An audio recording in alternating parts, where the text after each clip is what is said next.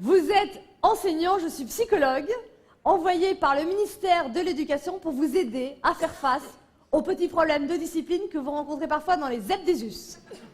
ZEP-DESUS, zone d'enseignants paniqués en zone urbaine sensible. Alors pour se mettre dans l'ambiance, je vous demandais de bien vouloir faire un petit chahut. Non, attendez, non, là on n'est pas en ZEP, on est à Versailles. Je vous demandais un vrai petit chahut de ZEP.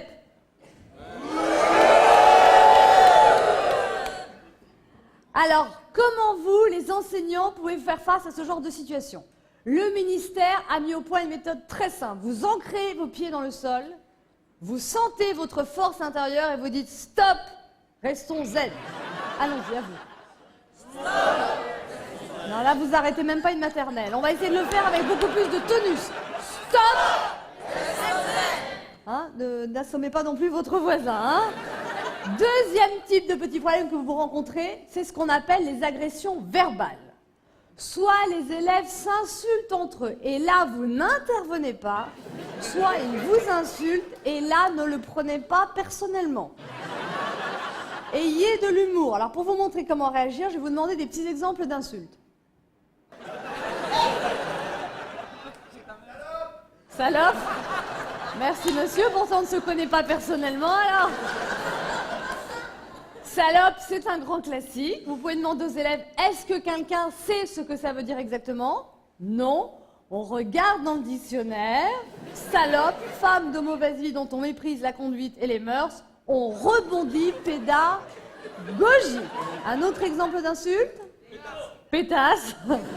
C'est également un grand classique. Alors, pétasse, on peut faire aux élèves un petit travail sur les rimes. Hein. Pétasse qui rime avec connasse, poufiasse, grognasse. On va essayer d'élever un petit peu le débat, s'il vous plaît. Ananas, très bien.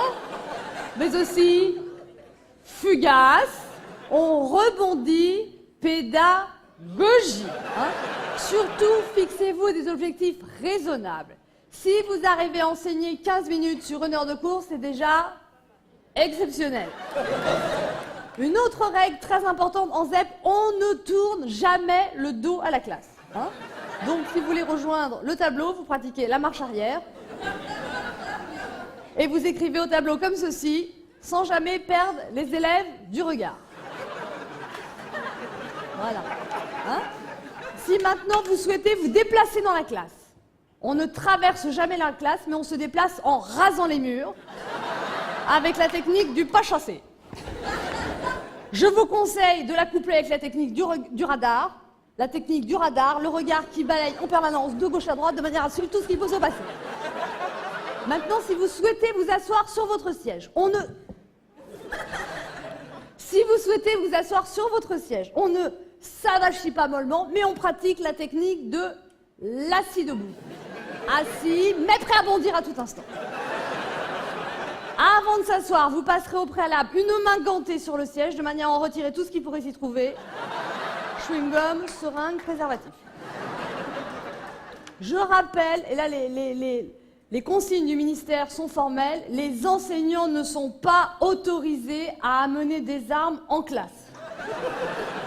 En revanche, à la Camille, vous pouvez désormais vous procurer des montres lacrymogènes, vous vaporisez discrètement, l'élève tous et vous l'évacuez sur l'infirmerie, on rebondit, on sauve sa vie. Alors, j'ai demandé maintenant à un enseignant volontaire de bien vouloir me rejoindre sur le plateau. Monsieur, venez, vous êtes enseignant, venez monsieur, on l'encourage.